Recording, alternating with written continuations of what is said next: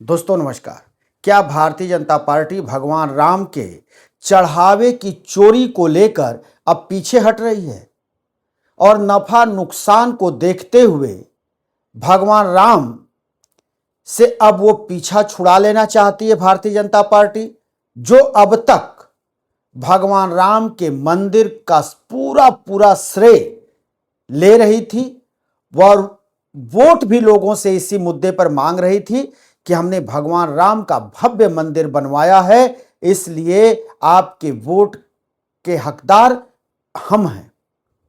लेकिन अब आज हम इसलिए कह रहे हैं कि ये रविवार का दिन प्रधानमंत्री विदेश दौरे पर हैं, सेशल्स गए हुए हैं 3 दिन के दौरे पर। वो तो दौरे पर हैं, लेकिन आज उनके मन की बात का ऑडियो प्रसारित हुआ। वहां से उन्होंने कोई मन की बात तो नहीं की, ये पहले से रिकॉर्डिंग चलाया गया। लोगों ने सुना, खास करके अन्य लोगों में वो तो रुझान होता नहीं, भारतीय जनता पार्टी के लोग सुनते हैं, जगह जगह कार्यक्रम करते हैं, हॉल में सुनते हैं, नेता अपने घर पे 2-4-10 लोगों को बुलाकर उनके साथ बैठकर सुनते हैं, फिर सोशल मीडिया पर उसका वो जिक्र करते हैं या फोटो तस्वीर उस सोशल मीडिया पर वो डालते हैं, अपने फेसबुक पर डालते हैं, एक्स पर डालते हैं और मन की बात का वो जिक्र करते हैं। लेकिन खास बात रविवार के दिन का ये रहा कि प्रधानमंत्री नरेंद्र मोदी अपने मन की बात में अयोध्या भगवान राम के मंदिर में जो चढ़ावा चोरी हुआ है उसका उन्होंने कोई जिक्र नहीं किया। उन्होंने भगवान राम से संबंधित कोई बात नहीं की। तो क्या प्रधानमंत्री खुद अब भगवान राम से दूरी बना रहे हैं? जिस राम के गुणगान गाते और मंदिर की ख्याति और मंदिर बनाने का श्रेय लेते नहीं थकते प्रधानमंत्री नरेंद्र मोदी, आज वो अपने मन की बात में इतनी बड़ी जो चर्चा का विषय है पूरे देश में, दुनिया में, भगवान राम के मंदिर में चढ़ावा चोरी डकैती का, उसका उन्होंने एक बार जिक्र नहीं किया। तो ये क्या समझा जाए कि भारतीय जनता पार्टी अब भगवान राम से दूरी बना रही है। और दूरी इसलिए बना रही है क्योंकि अब वहां चंदा चोरी की जो बात आई है, जो चढ़ावा चोरी की बात आई है, उसके खुलासे हो रहे हैं। 8 लोगों के एफआईआर हुए हैं। चंपत राय और अनिल मिश्रा ने जो त्याग पत्र दिया है, अब इसको लेकर के क्या भारतीय जनता पार्टी बैकफुट पर है? वैसे आरएसएस और विश्व हिंदू परिषद को भी जवाब देने में काफी तकलीफ हो रही है। इधर मन की बात चल रही थी, उधर सुबह सुबह तड़के अयोध्या में जो 8 टिन्नू यादव और अन्य लोग जो गिरफ्तार किए गए हैं, उनके घरों पर ताबड़तोड़ पुलिस छापेमारी की। पुलिस छापेमारी के दौरान उनके घरों से नकदी, दस्तावेज या फिर आभूषण, इसकी तलाशी की और पुलिस लगातार इस छानबीन में जुटी रही कि क्या इनके घर से और भी कुछ बरामदगी हो सकती है। जैसा कि पता है कि अब तक 80 लाख रुपए की बरामदगी हो चुकी है, पुलिस ने बरामद कर लिया है। और ये 8 जो आरोपी हैं जिनके ऊपर एफआईआर दर्ज कराया गया है, इनको अब पुलिस अभिरक्षा में भेज दिया गया है। इनका रिमांड नहीं लिया गया, इनसे आगे की कोई पूछताछ नहीं की गई।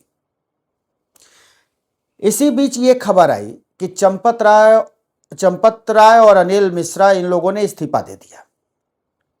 इस्तीफे की बात आई तो संघ जो है आनाकानी गोल मटोल जवाब देने लगा कि इस्तीफे की अभी कोई ऐसी बात नहीं है, इस्तीफा अभी कहां आया है। लेकिन अब कहा जा रहा है कि 11 तारीख को यानी 11 जुलाई को जो बैठक होगी उस पर इस्तीफे पर विचार किया जाएगा।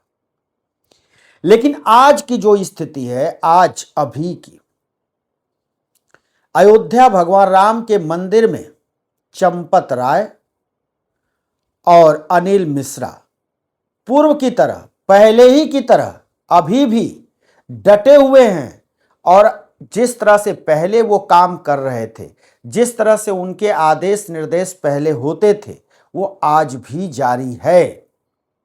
ऐसा नहीं है कि वो घर बैठ गए हैं या मंदिर नहीं जा रहे हैं या मंदिर का काम नहीं देख रहे हैं। अभी भी वही दोनों लोग काम देख रहे हैं। जिस तरह की जिम्मेदारियां पहले निभा रहे थे, वही जिम्मेदारी आज भी निभा रहे हैं। और ये लगातार ये बात है कि ये डकैती हुई है, चोरी हुई है, जिसको कि वहां के निर्माण कार्य के जो सर्वोसर्वा है नृपेंद्र मिश्रा भी मान चुके हैं कि वहां डकैती हुई है। सवाल यह भी है कि क्या 1 महीने हो जाने पर पुलिस अब घर पे छापामारी करके वहां से धन इकट्ठा करना चाहती है, चोरी का पैसा इकट्ठा करना चाहती है, तो क्या आज तक उस घर के अंदर वो पैसा मौजूद रहेगा? कोई अपने घर में रखेगा जिसके कि हफ्ते भर पहले उसके ऊपर जो है FIR हो गए, नाम उसका इस घेरे में आ गया, अब वो गिरफ्तार हुए, उसको 2-3 दिन हो गए, तो क्या वो अपने घर में धन रखेगा? सबसे बड़ा सवाल है। बड़े बड़े टीवी एंकर तो ऐसी भाषा का प्रयोग कर रहे हैं जो आपको हैरान कर देगा। कह रहे हैं कि विश्व हिंदू परिषद का ही राम आंदोलन में पूरा योगदान रहा, राम की लड़ाई में भारतीय जनता पार्टी, RSS, विश्व हिंदू परिषद, सब कुछ तो इन लोगों ने किया। तो फिर कोई सवाल कैसे पूछ सकता है? मैं उनसे पूछना चाहता हूं, कब जन्म हुआ था तुम्हारा? कब होश संभाले थे और कब एंकरिंग करना शुरू किया? जिस दौरान ये राम जन्मभूमि आंदोलन शुरू हुआ 90 के दशक में, 90, 92, 91, आडवाणी जी की रथ यात्रा, उस दौरान देश का वो कोई ऐसा हिंदू नहीं परिवार था जो राम आंदोलन से नहीं जुड़ा। हां, उसके जुड़ने के तरीके अलग भले हो सकते हैं। कोई राम मंदिर आंदोलन को लेकर अयोध्या गया, कितने लोग रास्ते में गिरफ्तार कर लिए गए, कितने लोग सभा के दौरान, प्रदर्शन के दौरान पुलिस की लाठियां खाए, कर्फ्यू लगा, चोटें आई, लाखों के संख्या में देश के अंदर लोग जेल गए। उसके बाद मंदिर के लिए, मंदिर बने, इसके लिए लोगों ने 1 रुपए, 2 रुपए, जो जिसकी औकात थी उस हिसाब से दान दिया। गांव गांव से ईंटें इकट्ठा किए गए। तो सहयोग किसका नहीं है? भारत के उस वक्त के हर सनातनी का, हर हिंदू का उस मंदिर में योगदान है। उस मंदिर में उसका कुछ न कुछ अंश जरूर लगा है। तो सवाल पूछने का अधिकार देश के हर हिंदू को है, और उसको भी है जिसका कुछ भी नहीं लगा है, जो उसमें कभी भाग नहीं लिया, उसका भी है, क्योंकि वो देश का नागरिक है। और वो पूछेगा, क्यों नहीं पूछेगा? पूछने का मौका किसने दिया? पूछने का मौका भारतीय जनता पार्टी, RSS, विश्व हिंदू परिषद, मंदिर व्यवस्थापक, मंदिर के कर्ता धर्ता, मंदिर का ट्रस्ट, सबने दिया है, मौका दिया है पूछने का। तो जब मौका दिया है तो सवाल पूछे जाएंगे, और जब सवाल पूछे जाएंगे तो चाहे वो आपको कड़वा लगे चाहे मीठा लगे, सवाल तो पूछे जाएंगे, सवाल उठेंगे। लेकिन सबसे बड़ा सवाल है कि प्रधानमंत्री चुप क्यों? प्रधानमंत्री चुप्पी क्यों साध कर बैठे हैं? देश के गृह मंत्री अमित शाह चुप्पी क्यों साध कर बैठे हैं? केंद्र के बड़े बड़े नेता जो अपने आप को कहते हैं, राजनाथ सिंह, गडकरी, ये लोग क्यों मौन हैं?